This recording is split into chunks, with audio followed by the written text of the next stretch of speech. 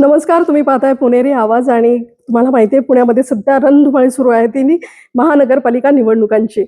आत्ता सध्या माझ्यासोबत आहे सुशांत धमढेरे. तरुण तडफदार आणि सुशिक्षित नेतृत्व आहे. अजितदादांनी त्यांना ही उमेदवारी दिली आहे म्हणजे राष्ट्रवादी काँग्रेसकडनं ते लढत आहेत. सहकार नगर 36 प्रभाग क्रमांक 36 सहकार नगर आणि या परिसरामध्ये कुठलंही पद नसताना त्यांनी याआधी भरपूर कामं केली आहेत. मग त्याच्यामध्ये स्लम एरियासाठी वैद्यकीय सेवा असेल, महिलांच्या रोजगारासाठी काम असेल, युवकांच्या रोजगारासाठी काम असेल, अशा वेगवेगळ्या आघाडीवरती ते लढलेले आहेत कुठलंही पद नसताना. पण आता ते महानगरपालिकेमध्ये जाणार आहेत. आपलं स्वतःचं एक उमदं नेतृत्व घेऊन ते नगरसेवक होण्याच्या रणांगणात उतरलेले आहेत. सुशांत भाऊ, तुमचं खूप खूप स्वागत आहे आमच्या चॅनलमध्ये. काय सांगाल, दादांनी उमेदवारी दिली आहे तुम्हाला? आता जेची वाट बघत होतो गेले 6-7 वर्षापासून. या भागामध्ये काम चालू आहे, जे काय सोशल वर्क चालू आहे. आज त्याला एक प्लॅटफॉर्म भेटणार आहे.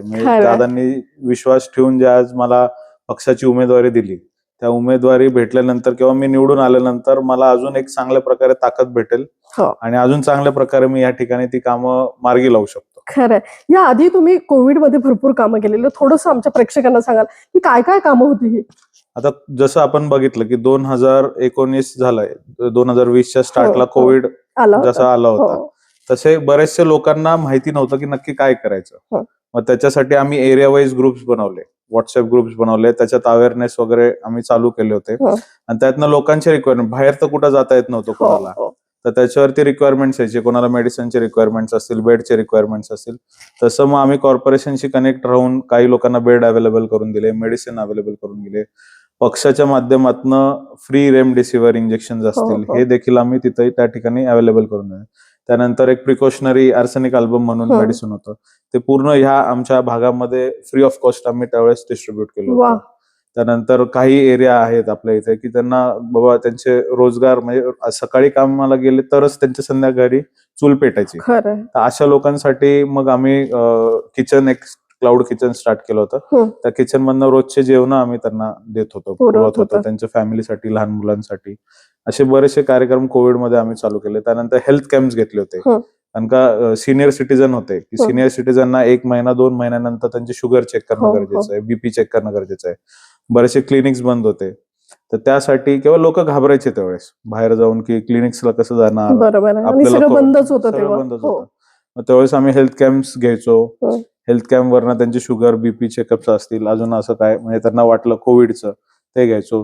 त्यानंतर सेकंड फेज मध्ये आपलं त्याचं कोविडची वॅक्सिन निघाली. मग वॅक्सिनचं आम्ही मोठ्या प्रमाणात कॅम्प्स चालू केले होते की मंदिर असतील, मंदिराच्या भागामध्ये जे लोक राहतात, मग मंदिरामध्ये आम्ही वॅक्सिनेशनचे कॅम्प घ्यायचो, लोकांना अवेअरनेस करून मग तिथं वॅक्सिनेशनचे कॅम्प्स वगैरे अरेंज करायचो आणि 50-50, 100-100च्या ग्रुपमध्ये आम्ही लोकांना वॅक्सिनेट करून घेतलं. सो वैद्यकीय क्षेत्रामध्ये एकूणच सगळं त्या काळामध्ये खूप गरज होती आपल्याला की आपल्याला कार्यकर्ते हवे होते की काम करणार, स्लम मध्ये जाऊन काम करणार, प्रत्येक पेशंट पर्यंत पोहोचण्याचं काम तुमच्या ग्रुपने केलं. सो महिलांच्या बचत गटांच्यासाठी किंवा एक्झिबिशन, त्यांना रोजगार उपलब्ध करून देणं, त्यांना मार्केट, बाजार उपलब्ध करून देणं, असं याच्यावरती तुम्ही काम केलेत, त्याविषयी थोडं सांगा. आता ज्यावेळेस आपण बघतो की महिला आज गृहिणीच जास्ती करून असते किंवा त्यांच्यामध्ये एक धमक असती, पण त्यांना तो प्लॅटफॉर्म भेटत नाही किंवा काही एक छोटस त्यांना ठिंगी लागते, आपण म्हणतो की त्यांना त्यांचं काही ना काहीतरी प्रोजेक्ट करायचं असतं किंवा त्यांची कला असते ती दाखवायसाठी असते. मग आमच्या भागामध्ये बचत गट बरेचसे आहेत, त्याच्यात काही ना काहीतरी आम्ही महिलांना भेटायचो, त्यांच्या मीटिंग्स घ्यायचो. तेव्हा आम्हाला लक्षात आलं की ह्यांना बाबा प्लॅटफॉर्म तो पाहिजे, की बचत गटासाठी ट्रेनिंग तर सगळेच घेत आहेत, पण ते ट्रेनिंग झाल्यानंतर त्यांनी त्यांचं प्रोडक्ट बनवतायत, त्याला कुठंतरी डिस्प्ले होणं किंवा हे कळणं, लोकांपर्यंत पोहोचणं हे होत नव्हतं. मग त्यासाठी आम्ही दरवर्षी दिवाळी शॉपिंग फेस्टिवलचं आम्ही आयोजन केलं. तर नॉर्मली आपण जर बघितलं तर दिवाळीच्या 1 आठवड्या आधी नॉर्मली कुठलीही कंपनी असेल, ऑर्गनायझेशन असेल, त्यांचा पगार ते करतात. तर आम्ही बरोबर ते प्लॅनिंग ठेवून 1 आठवडा आधी दिवाळी शॉपिंग फेस्टिवल ऑर्गनाईज करायचो. त्यामध्ये आपल्या भागातल्या जेवढ्या बचत गटातील महिला आहेत त्यांना फ्री ऑफ कॉस्ट तिथे स्टॉल्स द्यायचो, म्हणजे कुठल्याही प्रकारचे त्यांच्याकडनं पैसे घेतले नाही जायचे. त्या दिवाळी शॉपिंग फेस्टिवलचे व्हेन्यूचे जे काय असेल खर्च, त्यानंतर तिथे स्टॉलला लागणारे त्यांना काय रिक्वायरमेंट्स असतील ते, त्या शॉपिंग फेस्टिवलची टोटल ऍडव्हर्टाइजमेंट ही सगळी मी करायचो, म्हणजे आमच्या ट्रस्टच्या माध्यमातून मी करायचो. आणि त्या महिलांना एक चांगला प्लॅटफॉर्म आपण त्या ठिकाणी देत होतो, जेणेकरून कस्टमर आल्यानंतर त्यांना त्या ठिकाणी त्यांचे प्रॉडक्ट्स ते डिस्प्ले करायचे आणि चांगल्या प्रकारे विक्री व्हायची. पण हे दिवाळीपुरतं न होता काही जे कस्टमर त्या महिलांना 12 महिने कायमस्वरूपी कनेक्ट झाले, त्यातनं ते आता अशा काही महिला आहेत आमच्या इथे की त्यांचा आता तो एक चांगल्या प्रकारे फॅमिली इन्कम साठी म्हणजे एक चांगल्या प्रकारे हातभार लावतात. म्हणजे स्वतःचा बिझनेस स्टार्ट केलाय त्यांनी. Very good. सो महिलांच्या रोजगारासाठी आपण सगळं करता आहात, महिलांच्या आरोग्यावरती पण काम होत आहे ना? हो हो हो. महिलांसाठी आपण आता काय होतं, बऱ्याचशा महिला ज्या ह्या भागात राहतात किंवा एज्युकेशन थोडंसं कमी असल्यामुळं महिलांना माहिती नसतं की बाबा ब्रेस्ट कॅन्सरचे आहेत, सर्वायकल कॅन्सर आहे, ह्याचं अवेअरनेस त्यांच्यामध्ये खूप कमी आहे. किंवा जरी आपण सांगितलं तर ते जाऊन टेस्ट करायच्या बाबतीत ते थोडंसं घाबरतात. तर ह्यासाठी आम्ही वस्ती पातळीवरती वेगवेगळ्या एरियाज मध्ये मोबाईल ती एक त्यांची टेस्टिंग व्हॅन आहे. वेगवेगळ्या फिरती गाडी एनजीओची असती, त्यांच्याशी आम्ही कॉन्टॅक्ट केला आणि ह्या भागातील बऱ्याचशा महिलांसाठी फ्री ऑफ कॉस्ट आरोग्य तपासणी म्हणजे ब्रेस्ट कॅन्सर आणि सर्वायकल कॅन्सर ही जी टेस्ट जवळपास नाही म्हटलं तरी 5 ते 10,000 रुपये त्याची कॉस्ट आहे, ती फ्री ऑफ कॉस्ट आम्ही करून घेतली ह्या परिसरामध्ये. वा, म्हणजे महिलांचं आरोग्य, बेरोजगारी, त्यांच्यासाठीच रोजगार निर्मिती, या सगळ्यांवरती तुम्ही काम केलेलं आहे. भाऊ, तुम्ही ह्या सगळ्या कामांविषयी तर बोलताय, मला तुमची राजकीय पार्श्वभूमी थोडीशी जाणून घ्यायची की आज उमेदवारी मिळवण्यापर्यंतचा तुमचा प्रवास, कारण हे तुमचं कामामुळे झालंय. तुम्ही ह्या भागात काम केलं अनेक वर्ष आणि मग त्यातून दादांना वाटलं की येस, हे नेतृत्व माझ्यासाठी योग्य आहे, किंवा पालिकेसाठी आता आपल्याला तरुण आणि तडफदार अशी लोक हवी आहेत. सो हे कुठून सुरू झालं, हे समाजसेवेचं म्हणूयात बीज कुठून निर्माण झालं, कसं आलं हे? आता तसं बघितलं तर हे आमच्या रक्तातच आहे. ढमढेरे फॅमिली आजोबांपासून सुरुवात झाली. माझे आजोबा पुण्याचे डेप्युटी मेयर होते, त्यांना समाजकारणाची आवड होती. शरदचंद्रजी पवार साहेबांचे अत्यंत ते म्हणजे जवळीक होते आणि त्यांच्यापासून ते माझे काका श्री निलेश ढमढेरे यांच्यापर्यंत ते आलं आणि त्यांच्यानंतर आता आमची तिसरी पिढी की आम्ही ह्या समाजकारणामध्ये आहोत. आणि राजकारण हे 20% फक्त, 80% आम्ही समाजकारणामध्येच आमचं आहे की जे मुख्यपणे म्हणजे हे इलेक्शन वगैरे आता हा विषय झाला म्हणून, नाही तर आजोबांच्या नावाने आमची जी शिवाजीबाई ढमढेरे चॅरिटेबल ट्रस्ट आहे, ह्याच्यातनं आम्ही बरेचसे कामं म्हणजे प्रभाग सोडून पण पुणे शहरात मोठ्या प्रकारे आमचे कामं चालू आहेत. म्हणजे मध्यंतरी तुम्हाला माहिती असेल की ते कॅनल दुर्घटना झाली, कॅनल फुटी झाली होती सिंहगड रोडवरती. त्यावेळेस जवळपास 350 कुटुंबांची घरं वाहून गेली होती, त्यांचा संसार वाहून गेला होता.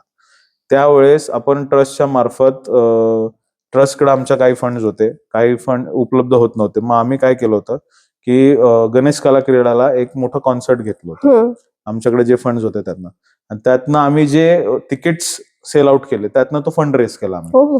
ते फंड रेस केल्यानंतर त्यातनं आम्ही साधारणपणे 350 कुटुंबांना फ्री ऑफ कॉस्ट त्यांचा संसार दिला होता. त्या प्रत्येक कुटुंबाला एक बाबा तुमचे जेवायचे ताटलींचे सेट असतील, घरातली जी भांडी कुंडी सगळे सेट वगैरे, असं चांगला साधारणपणे एका सेटची कॉस्ट 10 ते 12,000 रुपये होती. साधारणपणे 30 ते 35 लाखाची अशा गोष्टी आम्ही त्यांना गरजवंतांना आम्ही त्या ह्याच्यात ज्यांचं वाहून गेलो होतं घर त्यांना आम्ही दिली होती त्यावेळेस. आणि असे बरेचसे उपक्रम असतात. त्यानंतर आमचा तुम्ही लक्ष्मी रोडला ज्यावेळेस गणपती विसर्जन असतं तर लोक नॉर्मली सगळे लक्ष देतात की लक्ष्मी रोडला गणपती विसर्जन, जे आपले वादक असतात त्यांच्यावरती पण लोकांचं लक्ष असतं. पण मेन जो आपल्याला सगळ्यांना तिथं जी सुरक्षा वाटते ते म्हणजे आपले पोलीस बांधव. तर पोलिसांसाठी जास्ती काही यंत्रणा नव्हत्या त्यावेळेस. गेल्या आता आम्ही 12-15 वर्ष आले ते करतोय तिथे. तर विजय टॉकीज जी आहे त्या आवारामध्ये आम्ही त्यावेळेस जायचो, तर तिथे ते पोलिसांचे नॉर्मल टेंट असायचे त्यांना विश्रांतीसाठी. पाऊस वगैरे आला तर त्या टेंट मधनं ते पाणी गळायचं. मग आमच्या डोक्यात संकल्पना आली, आम्ही काय केलं की त्या जो अंगण होतं तिथे त्या ठिकाणी आम्ही शेड्स टाकले, कॉट्स बेड्स वगैरे केले पोलिसांसाठी, म्हणजे जेंट्स वेगळं लेडीज वेगळं, त्यांच्यासाठी बाबा तुम्ही लिटरली 24 आवर्स पेक्षा जास्ती तिथे काम करत असतात. तर त्यांच्यासाठी बाबा तुम्हाला अर्धा तास का होईना, 15-20 मिनिटं का होईना तिथे येऊन तुम्ही बेडवर थोडीशी विश्रांती घेऊ शकता. त्यानंतर एक कंटिन्यू आम्ही केटर तिथे ठेवायचो की फक्त पोलिसांसाठी, स्वयंसेवकांसाठी, पथकातल्या मुलांसाठी त्यांना चहा नाश्ता कंटिन्यू तिथं आम्ही त्यांना प्रोव्हाइड करायचो. प्लस एक डॉक्टरांची टीम आणि अँब्युलन्स फक्त पोलिसांसाठी आमची असायची की त्यांना काय गरज लागते, कारण का आपण जे अँब्युलन्स बाकीच्या संस्था वगैरे ठेवतात त्या तिथं नागरिकांसाठी काय झालं. पोलिसांबद्दल पण आपण विचार केला पाहिजे, स्वयंसेवकांचा विचार केला पाहिजे, यांच्यासाठी पण आपण तास उभं राहतात ती लोक. 48 तास तर आपली मिरवणूकच चालते, त्याच्या आधी काही तास आणि त्यानंतर काही तास त्यांच्याकडे सगळं असतं.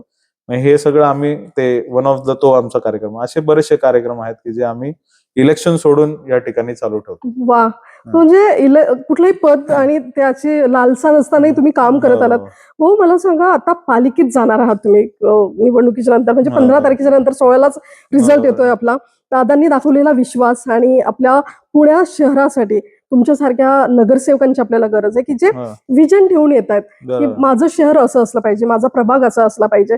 काय विजन आहे तुमचं, काय असेल पुढच्या 5 वर्षांसाठी? आता मोस्टली एवढ्या वर्ष या ठिकाणी मी काम करतोय, ह्याच्यात मुख्यतः जर तुम्ही बघितलं, जे 5 प्रॉब्लेम जर आपण फर्स्ट 5 प्रॉब्लेम जर हायलाइट करायचे म्हटलं तर आमच्या इथं ड्रेनेजचा मेजर इश्यू आहे.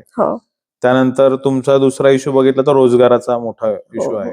रोजगाराचा इश्यू, ड्रेनेजचा इश्यू, त्यानंतर तुमचा ह्या ठिकाणी पाण्याचे मोठे प्रॉब्लेम्स होते आम्हाला. तर त्यात काही आम्ही कामं करून ते पाण्याचे प्रॉब्लेम्स पण आता जवळपास आम्ही सॉल्व्ह करत आलोय. पण जर पद भेटलं तर हे अजून चांगल्या रीतीने आपल्याला पद्धतीने करता येईल. त्यानंतर आता तुम्ही जर बघता तर गुन्हेगारी पार्श्वभूमी पुण्यात आज आपण बघतोय खूप वाढत चालली.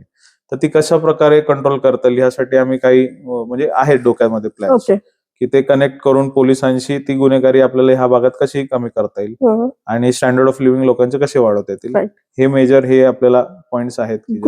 कारण ह्या भागामध्ये म्हणूयात आपण वस्त्यांचा भाग जास्ती आहे, ती लोकवस्ती जास्त असल्यामुळे त्या लोकांमध्ये गुन्हेगारी आणि एकूण सगळं रोजगाराची मोठी समस्या आहे. सो याच्यावरती काम व्हायला हवं.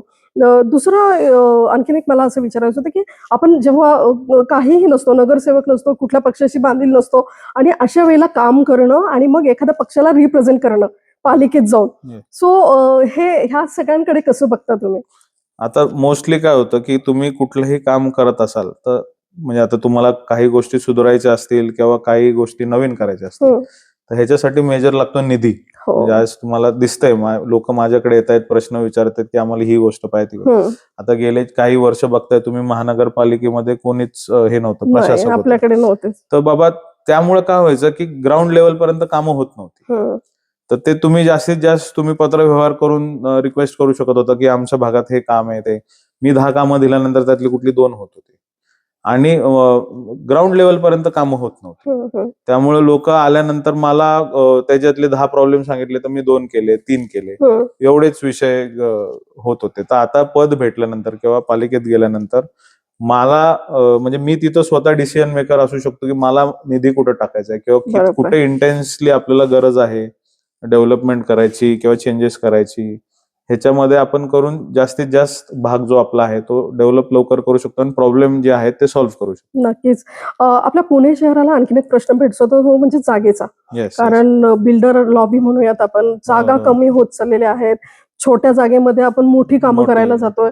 तर तुमच्यासारखे सुशिक्षित लोक जर आले पुणे शहराला विकसित करण्याच्या उद्देशाने आली तर याच्यावरती काय काय व्हायला पाहिजे असं वाटतं तुम्हाला? आता तुम्ही जर बघितलं तर बऱ्याचशा ज्या जुन्या सोसायट्या आहेत ह्यांचं आता जे मेन जो त्रास आहे त्यांचा आहे तो कन्व्हेन्स डीडचा. बऱ्याचशा जुन्या ज्या बिल्डिंग्स आहेत त्यांचं कन्व्हेन्स डीड झालेलं नाही जुन्या बिल्डरांना. त्यामुळे त्यांना आता रिडेव्हलपमेंटला त्यांच्या काही सोसायटी आल्या तर त्यांना तो इश्यू होतोय. तर आम्ही ह्याच्यावरती पण बऱ्याचशा गोष्टी आता वर्कआउट करतोय. काही टीम्स आहेत, सोशल टीम्स, एनजीओ आहेत की जे ह्यांना एज्युकेट करतात त्या बाबतीत आणि सगळं कसं तुमचे डॉक्युमेंटेशन क्लिअर करून तुम्हाला पुढे जाता येईल त्याच्यावरती त्यांना हेल्प आउट करतायत. तर त्याच्यातनं पण लोकांना हे क्लिअरन्स येतोय की बाबा आपले शेवटी घर हे एकदाच होतं लोकांचं आणि त्याचं व्हॅल्युएशन जर नाही नीट राहिलं तर ते पुढे डिफिकल्टीज वाढत जातात किंवा लिटिगेशन वाढत जातात. मी असं ऐकलंय की तुम्ही तुमच्या भागामध्ये तरुणांना रोजगार मिळावा यासाठी काही जॉब फेअर्स घेतले होते.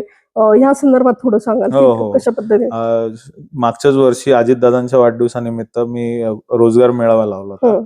त्यामध्ये साधारणपणे 25 ते 30 कंपन्या आहेत पुणे शहरातल्या चांगल्या नावाजलेल्या, यांनी भाग घेतला होता आणि साधारणपणे 1500 मुलांनी ह्याच्यात रजिस्ट्रेशन केलं होतं. त्या 1500 मधल्या 120 म्हणजे युवती आणि युवक दोघांना मी जागेवरती अपॉइंटमेंट लेटर. वा वा वा, ग्रेट. तर त्यामुळं जेवढं आपल्याला करता येईल ह्या युवकांसाठी तेवढं म्हणजे कमीच आहे. आणि हे सोडून जसे आता ऑफिसमध्ये आम्ही बसलेलो असतो नॉर्मली, आता ह्या भागात लोक येतच असतात की बाबा आम्हाला रोजगाराचा इश्यू आहे हे. तर जसं मी पुणे अर्बन बँकेचा संचालक आहे, म्हणजे बँके त्याच्या माध्यमातून पण काही आमचे कॉन्टॅक्ट आहेत, त्याच्यात जे आमचे खातेदार असतील कोण असतील तर त्यांच्या थ्रू काही कंपनीज असतील त्यांच्या, तर बाबा तुमच्याकडे काही रिक्वायरमेंट असेल तर आमची इथं असे गरजू आहे तिथे तुम्ही या, असे बरेचसे ह्या भागातले ह्या भागातले युवक युवतींना रोजगार मिळवून दिलेला आहे. म्हणजे करणारपेक्षा केलेलं आहे हे मी सांगू शकतो. ग्रेट. रोजगाराच्या नंतर सगळ्यात पहिलं तुम्ही जसं म्हणालात की ह्या भागात अख्खं पुणे शहरच आपलं विद्येचं माहेरघर म्हणून ओळखलं जातं, पण आता आपण बघतोय की गुन्हेगारीच्या घटना खूप घडत आहेत. कोयता गँग असेल, ते आपले व्हेकल्स तोडणाऱ्या रात्रीच्या गँग्स फिरत असतात, खूप साऱ्या गोष्टी आहेत. सो याच्यावरती काय वाटतं तुम्हाला, कसं काम व्हायला पाहिजे? आता महत्वाचं तर एज्युकेशन आहे. एज्युकेशन जर प्रॉपरली भेटलं किंवा अवेअरनेस जर झाला, छोट्या छोट्या गोष्टींचा किंवा छोटे पॉकेट्स आहेत तिथे अवेअरनेस झाला आणि ह्याच्यावरती प्रॉपर मॉनिटरिंग झालं तर चांगल्या रीतीने ह्या गुन्हेगारीवरती आपल्याला आळा बसू शकतो आणि जे होणारे त्रास आहेत त्याच्यावरती वर्कआउट होऊ शकतो. म्हणजे मेजर तुमचं जर ह्या सगळ्या गोष्टीला मेजर जो आहे तुमचा की त्यांना शिक्षण झालं आणि जे शिकलेले आहेत त्यांना नोकरी भेटणं, रोजगार मिळणं गरजेचं आहे. रोजगार नाही भेटलं तर ते डायव्हर्ट होतात ह्या ठिकाणी. तर ह्या दोन्ही गोष्टी जर प्रॉपरली लाईन अप केल्या प्लॅनिंग करून तर 100% आपण त्या गोष्टीला संपू शकतो गुन्हेगारीला. गुड. आता शेवटच्या वळणाकडे येऊयात आपण मुलाखतीच्या, की राज्यात असेल केंद्रात असेल बीजेपीची सत्ता आहे सगळीकडे, पण आता दादांनी असं ठरवलं की पुण्यामध्ये आम्ही स्वतंत्रपणे लढतो. सो पुढचं हे जे तगडे आणि असे उमेदवार आहेत तिथे दादांच्या पक्षाचा निभाव आणि पालिकेवरती येणारी त्यांची सत्ता, या सगळ्यांकडे कसं तुम्ही बघता? आज जे कोण दादांना ओळखतात सगळ्यांना माहिती आहे दादा म्हणजे काम करणारा नेता आहे. आज सकाळी 6 वाजता उठून कुठलाच नेता मी तर बघितलेला नाही की जे एवढ्या सकाळी उठून कामाचं आहे. आणि प्रशासनाची पकड ही फक्त दादांचीच आहे की एक वेळ अधिकाऱ्यांना माहित नसेल ते काम कसं करून घ्यायचे, पण ते दादा सांगतात की हे काम असं करायचं. त्यांच्याच नेतृत्वाखाली मार्गदर्शनाखाली आम्ही या ठिकाणी पुण्यात सगळेजण जे आहोत राष्ट्रवादीचे 100% काम करत आहोत. दादा पुण्याचे पालकमंत्री असल्यामुळे आम्हाला ती ताकद भेटते. आम्ही आज दादा इझिली अवेलेबल आहेत, आम्हाला दुसरीकडे कुठं मुंबई जायची गरज नाही पडत. दादा पुण्यात आम्हाला भेटतात. आमचे काय प्रश्न असतील आम्ही दादांपाशी जातो, दादा चुटकीसर ते प्रश्न आमचे सोडवतात. आज ह्या ठिकाणी माझ्याकडे कुठलंही पद नसताना, कुठलंही म्हणजे नगरसेवकाचं कुठलंही काही टायटल नसताना मी या ठिकाणी दादांकडे गेलो, दादांनी मोठ्यातले मोठे माझे प्रश्न सोडवलेले आहेत. इथं या ठिकाणी तळजाईला 60 लाख लिटर टाकीचं काम पेंडिंग राहिलं होतं, ते चालू केलं होतं पण ते पेंडिंग राहिलं होतं, ते होत नव्हतं.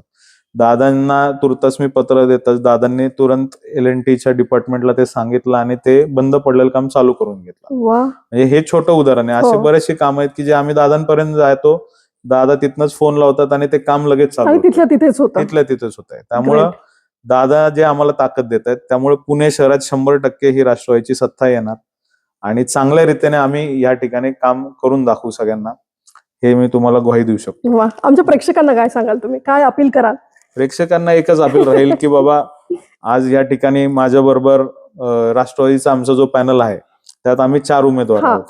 4 उमेदवारांमध्ये अ गट जो आहे त्या अ गटातनं सुभाष जगताप साहेब ते उभे आहेत. ते सर्वांना माहितीच आहेत की त्यांना ऑक्सिजन मॅन म्हणून ओळखलं जातं. आज तळजाईच्या ठिकाणी त्यांनी आज तळजाईची जी ग्रीन बेल्ट जो आहे तो पूर्णपणे वाचवला आहे. ब गटातनं अश्विनी कदम जे आहेत त्या आहेत, त्यांचं पण महिलांसाठी किंवा इतर बाकीच्या डेव्हलपमेंटसाठी चांगलं काम आहे. क गटातनं नीलमताई गांधी आहेत, त्या पण आहेत, युवती आहेत, त्यांचं पण काम या ठिकाणी चांगलं आहे. आणि ड गटातनं मी सुशांत ढमढेरे या ठिकाणी आहे. तर मी सर्वांना विनंती करतो की सगळ्यांनी या ठिकाणी आमच्या काम करणाऱ्या पॅनलला नक्की निवडून द्यावं आणि घड्याळाच्या समोर सगळ्यांची जी बटणं आहेत ती दाबून आमच्या पॅनलला विजय करावा. नक्कीच. तर काम करणारं पॅनल, सुशिक्षितांचं पॅनल आणि तरुण तडफदार रक्ताचं पॅनल असं अजितदादांनी या ठिकाणी दिलेलं आहे. प्रभाग क्रमांक 36 मध्ये आपण आहोत आणि सुशांत ढमढेरे माझ्यासोबत होते. वेल एज्युकेटेड, वेल जाण असलेलं, शहरासाठी काय उद्या व्हायला हवं या भागामध्ये काय काय समस्या आहे याची पूर्णपणे जाणीव असलेला असा हा उमदा उमेदवार म्हणूयात आपण. आणि आता निवडणुकीच्या रिंगणात उतरलेले आहेत आणि 15 तारखेला ह्या सगळ्याचा खरं तर म्हणूयात आपण की लोकांच्या हातात असणार आहे की कुणाला आपल्याला मत द्यायचं, सुशिक्षित उमेदवाराला द्यायचं आहे की एखाद्या पक्षाला बघून द्यायचं आहे. तर अशाच वेगवेगळ्या व्हिडिओसाठी तुम्ही आमच्या चॅनलला लाईक करा, सबस्क्राईब करायला विसरू नका. धन्यवाद. धन्यवाद भाऊ. थँक्यू. थँक्यू.